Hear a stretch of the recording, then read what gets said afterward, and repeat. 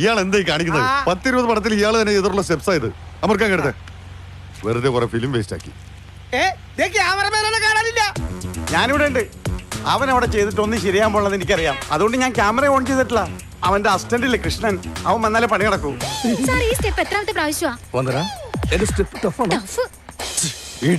എന്താ sir cut പറഞ്ഞത്? കൂടുതൽ നന്നായി പോയോ? ഡാൻസേഴ്സിന്റെ മുമ്പിൽ വെച്ച് നാറ്റിക്കരുത് സാർ. മൈക്കൽ ജാക്സന്റെ ത്രില്ലർ വരും, കോപ്പ് വരും എന്നൊക്കെ പറഞ്ഞിട്ട് കണ്ണിയാ കുത്തിപ്പിടിക്കും. അയ്യോ സിഗരറ്റ്. എല്ലാ പടത്തിലും താൻ ഈ സെയിം സ്റ്റെപ്പ് തന്നെയാണ് ഉപയോഗിക്കുന്നത്. എല്ലാ സിനിമയിലും താൻ ഈ സെയിം ക്യാമറ തന്നെയാണ് ഉപയോഗിക്കുന്നത്.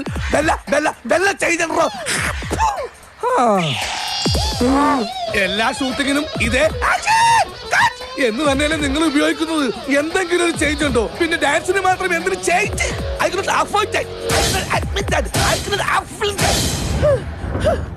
ഫോർ എക്സാമ്പിൾ, ഒരു സാധാരണ പുരുഷൻ നോർമലി നടക്കുന്നത് ദാ ഇങ്ങനെയാണ്. ഒരു ചേഞ്ച് ആയി കിട്ടുന്നു കരുതി നടക്കുമോ? I don't have feeling. First step അതിന്റെ മാസ്റ്റർ പീസ് ആണ്. അതിൽ കൈവെക്കാൻ ആരെയും അനുവദിക്കില്ല. Second step. നേരത്തെ കാണിച്ച സ്റ്റെപ്പ് അല്ലേ? നേരത്തെ കാണിച്ച സ്റ്റെപ്പ് അല്ല, മുദ്ര ശ്രദ്ധിക്കണം. മുദ്ര നേരത്തെ കാണിച്ചത് ഏക മുദ്ര, വിരൽ കണ്ടോ? First step. ഇപ്പൊ കാണിച്ചത് മുദ്ര, രണ്ടുപേർ. ഓ ആ മുദ്ര. റെഡി ലേഡീസ്, 1 2 3 ഹിപ്പ് മൂവ്മെന്റ് വേണം സാർ. നിർത്ത്. കൃഷ്ണൻ വന്നിട്ട് ചെയ്താൽ മതി. AVM സ്റ്റുഡിയോയുടെ കളർ മാറിയോ? നീ ഇതിനു മുമ്പ് വന്നിട്ടില്ലല്ലോ. ഇല്ല, പക്ഷെ എന്റെ മനസ്സിലുള്ള കളർ ഇതല്ലായിരുന്നു. പിന്നെ നല്ല ചുവന്ന റെഡായിരുന്നു. ഇങ്ങോട്ട് ഇറങ്ങടാ പണ്ടാരടനെ. ഇപ്പൊ തന്നെ ഒരുപാട് ലേറ്റ്. ഡയറക്ടറിൽ കൊന്നു കൊല വിളിക്കും. ഒന്ന് വാടേ വേഗം. സാറിന് ഒന്ന് വിളിക്കോ? ഞാനില്ല, വിളിച്ച ഒറ്റ ടേക്കിന് ഓക്കേക്കും. എന്ത് തെറി? സാർ സാർ വിളിക്കരുത് പറഞ്ഞിട്ടില്ല. താനിത് എവിടെ പോയി കിടക്കായിരുന്നു? അയാൾ മൊത്തം കുളമൊക്കി. അത്യാവശ്യമായിട്ട് ഒന്ന് നാട്ടില് അല്ല സ്റ്റെപ്സ് ഒക്കെ ഞാൻ ഇപ്പൊ ഓക്കെ ആക്കാം. ശരിയല്ലേ സാർ? ഒരു കാര്യം പറയണ്ടായിരുന്നു. അത് സൂക്ഷിക്കണേ സാർ. എന്റെ ഒരു ഫ്രണ്ട് ഉണ്ടായിരുന്നു, ഒരു കഥ പറയാൻ.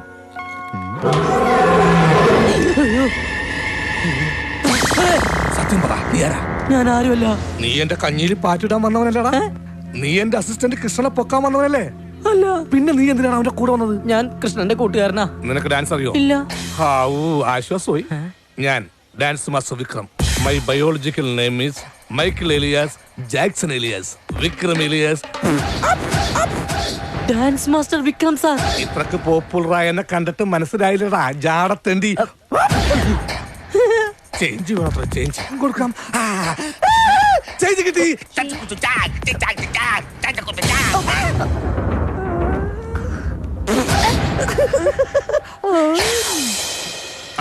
സ്മോക്ക് വരൂ. Ready sir. ഒന്നടിച്ചേ. എന്റെ അണ്ണാക്കിലോട്ട് കുത്തിക്കാനല്ല പറഞ്ഞത്. പ്രേതം വന്നു കഴിയുമ്പോ സ്മോക്ക് ഓടിക്കണം, കാറ്റ് ഓടിക്കണം. കുറേശ്ശെ മതി. പക്ഷെ ഡാൻസ് നടക്കുമ്പോ പുകയുണ്ടല്ലോ നിറച്ചിട്ടോളണം. ഒരു സാധനം പോലും ആൾക്കാർ കാണുന്നില്ല. അവന്മാർക്ക് ചേഞ്ച് വേണം അത്രേ. ആ തണ്ടികൾക്ക് നമുക്ക് ചേഞ്ച് കൊടുക്കാം. ഇയാൾ ഇതുവരെ പോയില്ലേ? ഇയാൾ ആരാ? ആരുടെ കൂടെ വന്നു? ഞാൻ അയാളുടെ കൂടെ വന്നതാ. ഓഹോ, അവൻ കൃഷ്ണന്റെ കൂടെ വന്നു. അവന്റെ കൂടെ നീ വന്നു. നിന്റെ കൂടെ ആരെങ്കിലും വന്നിട്ടുണ്ടോ? ഞാൻ വരുന്നോ? ആരെങ്കിലും ചോദിച്ചാലേ ചേച്ചിയുടെ ഭർത്താവാണെന്ന് പറഞ്ഞാ മതി. തൽപരകശിയല്ല. ചന്തു ഇവിടെ എന്തായി? ഭയങ്കര ചൂടനാ. താനോ? പോടാ. ഡയറക്ടർ കഥ കേൾക്കാൻ സമ്മതിച്ചിട്ടുണ്ട്. നല്ല സൂഖിപ്പിച്ച് പറഞ്ഞോളാം. കേട്ടല്ലോ? ദൈവമേ, ഒരൊറ്റ കുളിസിയും പോലും ഇല്ല പണ്ടാരം. സാറിന് ഒന്നുകൂടി വിളിക്കോ? വിളിക്കാനാ?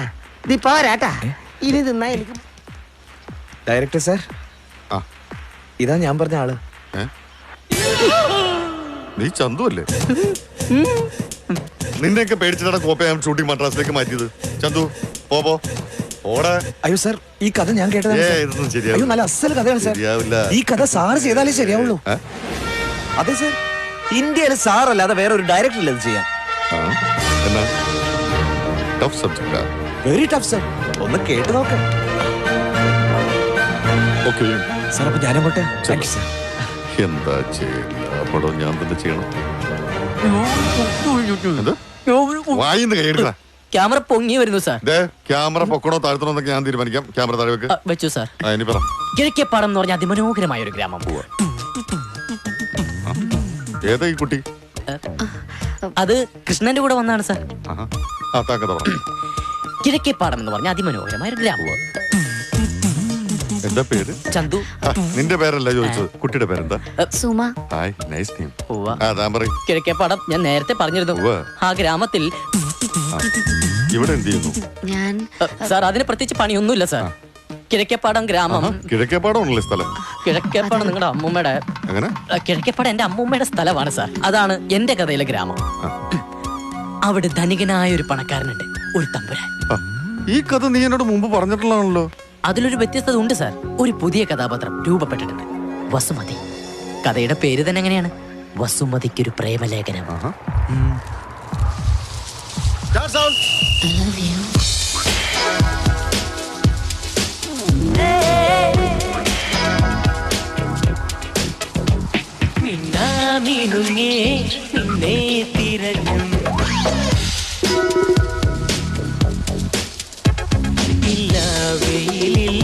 പറന്നുയരും പൊന്നാവണി കാറ്റാണു ഞാൻ.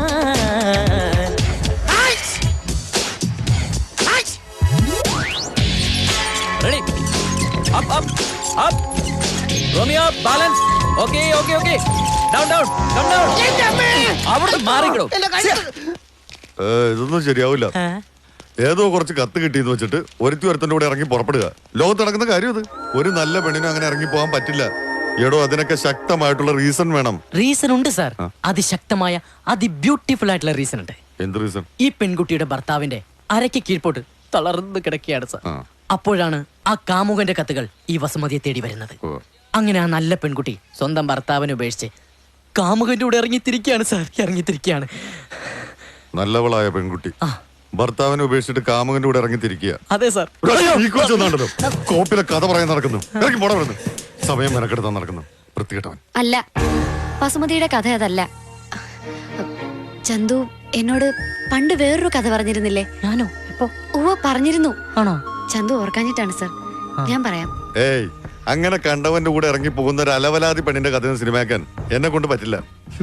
അങ്ങനെ ആരെങ്കിലും ഒന്ന് വിരലിഞ്ഞൊടിച്ചു കാണിച്ചാൽ കൂടെ ഇറങ്ങിപ്പോകുന്നവളല്ല വസുമതി.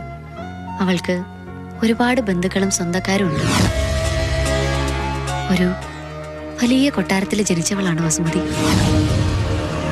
ആ കൊട്ടാരത്തിലുള്ളവരെല്ലാം വസുമതിയെ കണ്ടിരുന്നത് പ്രേതബാധയുള്ള കുട്ടിയായിട്ടാ. ജനിച്ച അന്ന് തന്നെ അച്ഛനെ നഷ്ടപ്പെട്ട വസുമതിയെ അവളുടെ അമ്മയും മുത്തശ്ശനും മുത്തശ്ശിയുമൊക്കെ അളവറ്റ് സ്നേഹിച്ചിരുന്നു. പക്ഷെ ഒരു ദുരന്തം അവളുടെ ജീവിതം ആകെ മാറ്റിമറിച്ചു.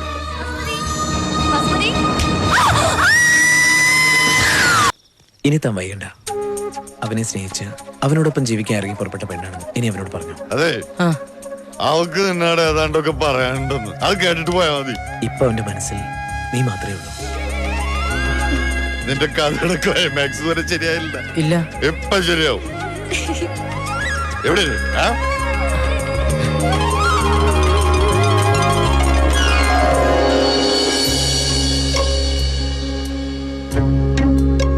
എന്താ പറയാനുണ്ടെന്ന് പറഞ്ഞത്?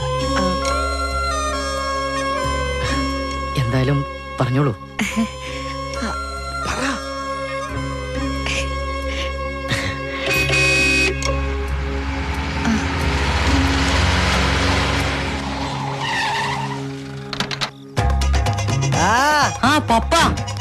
ചന്തു എന്റെ കൂട്ടുകാരനാ. കൂട്ടുകാരൻ എന്ന് പറഞ്ഞാ ഇതാടാ. നിന്നെ തമ്പുരാൻ ചതിച്ചപ്പോ തമ്പുരാനെ ഞാൻ ചതിച്ചു. ആ കത്തുകളൊക്കെ തമ്പുരാൻ നിന്നെ കൊണ്ട് എഴുതിച്ചതാണെന്നും വസുമതി എന്നൊരു പെണ്ണില്ലാന്നും ഞാൻ ഇന്നലെ അറിയിച്ചു. എന്നിട്ട് അവള് വന്നടാ. വീടും നാടും ഒക്കെ ഉപേക്ഷിച്ച് അവള് വന്നു.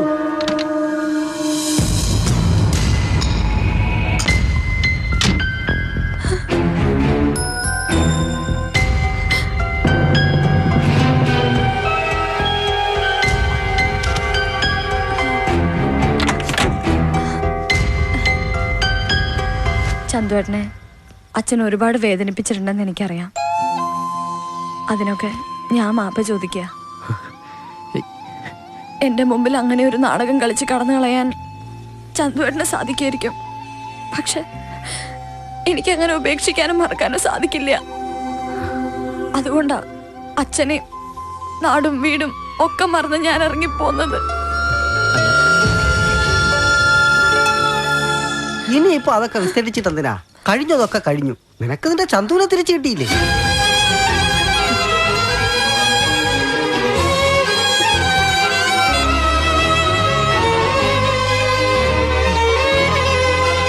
ദേ എന്റെ ദൗത്യം കഴിഞ്ഞു. ഞാനാണ് ഈ കൊച്ചിനെയും കൊണ്ട് ഇങ്ങോട്ട് വന്നതെന്ന് ആരെങ്കിലും അറിയുന്നതിന് മുമ്പ് എനിക്ക് നാട്ടിലെത്തണം. ഞാൻ പോയിട്ട് നമ്മളെ പറ്റടാ. പൊയ്ക്കോ. പോകുമ്പോ ഇന്നലെ കൂടി കൊണ്ടുപോകണം. എന്താടാ പറഞ്ഞത്? മറ്റാരെങ്കിലും ഇതൊക്കെ അറിയുന്നതിന് മുമ്പ് ഇവിടെ തിരിച്ച് നാട്ടിലെത്തിക്കണമെന്ന്.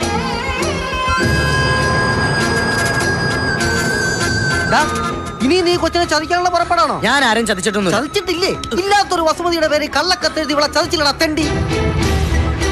ആര് കള്ളക്കത്തെഴുതിയെന്നാ? അങ്ങനെ ഒരു വസുമതി ഉണ്ട്.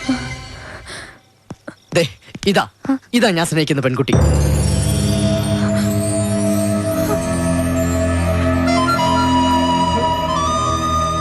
ഇവൻ എന്തെങ്കിലും പറഞ്ഞു എന്ന് കരുതി നീ ഇങ്ങനെ ചാടിക്കേറി പുറപ്പെടണ്ടായിരുന്നു. ഇപ്പൊ തന്നെ തിരിച്ചു പോകുന്ന നല്ലത്. വസുമതി, നീങ്ങ വന്നേ.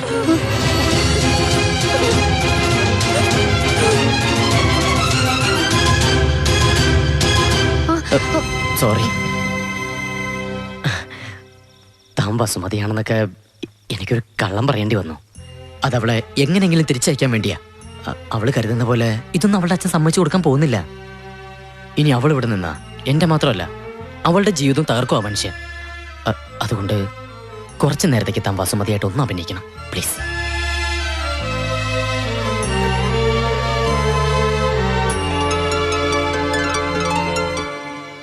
നിനക്ക് എന്നോട് വിരോധമൊന്നും തോന്നരുത്. നീ സ്വന്തം ഇഷ്ടം മാത്രം നോക്കിയാ പോരാ. അച്ഛന്റെയും കുടുംബത്തിന്റെയും തറവാടിന്റെ അന്തസ്സൊന്നും മറന്നു കളയാനും പാടില്ല. നിന്റെ നന്മയ്ക്ക് വേണ്ടി ഞാൻ ഈ പറയുന്നത്. നീ ഇപ്പൊ തന്നെ തിരിച്ചു പോണം. എഴുന്നേക്ക് മോളെ, നമുക്ക് പോവാം. എടാ കണ്ണിച്ചോറില്ലാത്ത ദുഷ്ടാ, നീ ഗതി പിടിക്കില്ലടാ. ഈ കൊച്ചിന്റെ കണ്ണീരിൽ നീ എന്തെങ്കിലും സമാധാനം പറയേണ്ടി വരും. അന്ന് നീ കുറെ എഴുത്തുകൾ കാണിച്ച് ഇതിനെ പറ്റിച്ചു. ഇപ്പൊ ഏതോ ഒരു പെണ്ണിനെ കാണിച്ച് വീണ്ടും ചതിക്കാനടാ. അപ്പൊ ഞാൻ പോരുത്. നിന്നെ കുഞ്ഞുനാള് പോലെ എനിക്കറിയാം. എനിക്കറിയാത്ത ഒരു പെണ്ണും നിന്റെ ജീവിതത്തിൽ ഇല്ലെന്നും എനിക്കറിയാം. മോളെ, ഇവനെ പോലൊരു ചതിയന് വേണ്ടി ഇനിയും നീ കണ്ണീർ ഒഴുക്കരുത്. വാ, വന്ന് വണ്ടി കയറി. മുടിഞ്ഞ കനോ.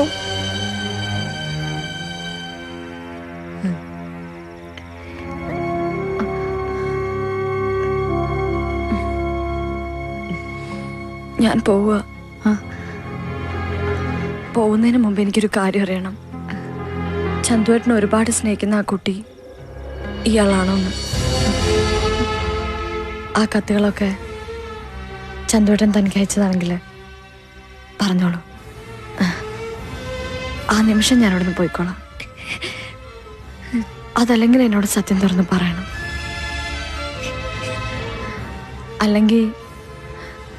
അല്ലെങ്കിൽ അത് എന്നോട് ചെയ്യുന്ന ഏറ്റവും വലിയ ദ്രോഹമായിരിക്കും.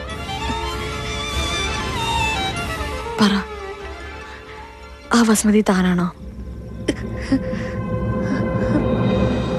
അല്ല, ചന്തു പെട്ടെന്ന് അങ്ങനെയൊക്കെ പറഞ്ഞപ്പോ ഞാനറിയാതെ സോറി.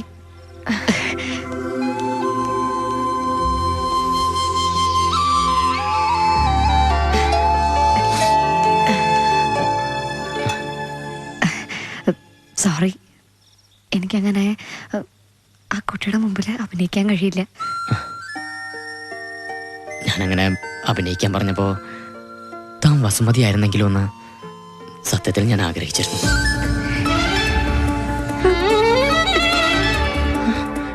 ഇന്നലെ ഞാനും കുഞ്ഞുനാള് മുതൽ ഒരുമിച്ച് കഴിഞ്ഞിട്ടുള്ളവരാ. പക്ഷെ അവളോട് ഒരിക്കലും തോന്നാത്തൊരിഷ്ടം എനിക്ക് തോന്നിയിട്ടുള്ളത് തന്നോട് മാത്രമാണ്. ചന്തു എന്തൊക്കെയാ പറയണേ? ഒരാളെ മനസ്സുകൊണ്ട് സ്വീകരിച്ച് കഴിഞ്ഞതാ ഞാൻ. ആ സ്ഥാനത്തേക്ക് മറ്റൊരാളെ കാണാൻ എനിക്ക് കഴിയില്ല. അതുപോലെ തന്നെ ഇന്ദിരയ്ക്കും. ചന്തുവിനെ ഒരുപാട് സ്നേഹിക്കുന്ന കുട്ടിയത്. ആ സ്നേഹം കണ്ടില്ല നടിക്കരുത്.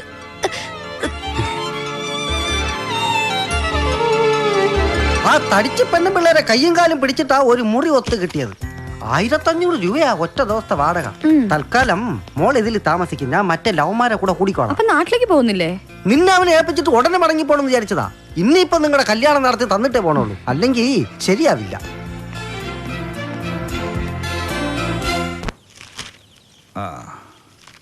ഏതായാലും ചന്തുവിന്റെ കഥ എനിക്ക് ഇഷ്ടപ്പെട്ടു. ദേവാ ഫിലിംസിന്റെ ബാനറിൽ ഈ കഥ സിനിമയാക്കാനും ഞാൻ തീരുമാനിച്ചു.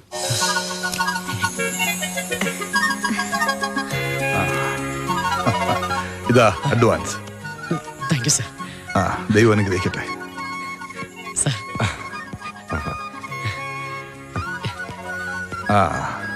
അങ്ങനെ നമ്മൾ വീണ്ടും ഒന്നിക്കുന്നു. ഇന്ദിര വന്ന് കയറി എന്റെ ഐശ്വര്യമാടാ, ഇത് അവളെ തന്നെ ഏൽപ്പിച്ചേക്കും. ഈ കുട്ടി കാരണ എനിക്ക് ഇങ്ങനൊരു അവസരം കിട്ടിയത്.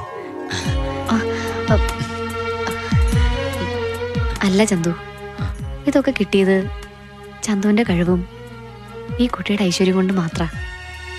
അതുകൊണ്ട് ഇത് ഏൽപ്പിക്കേണ്ടത് ഇന്ദിരയെ തന്നെയാ.